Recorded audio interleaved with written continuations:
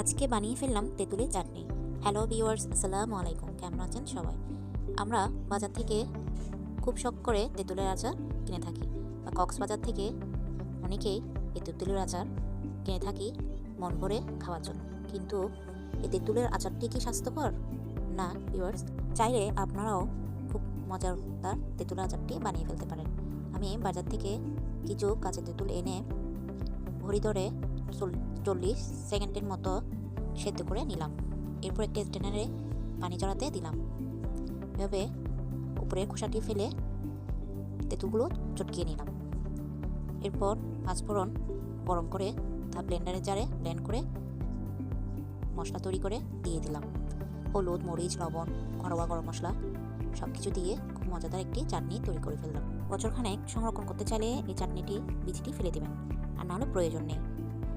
ঝাল একটি ভাব আসার জন্য একটি লাল মরিচও দিয়ে দিলাম। হয়ে গেল আমার তেঁতুলের চাটনি। দেখতে কেমন হচ্ছে অবশ্যই কমেন্টে জানাবেন।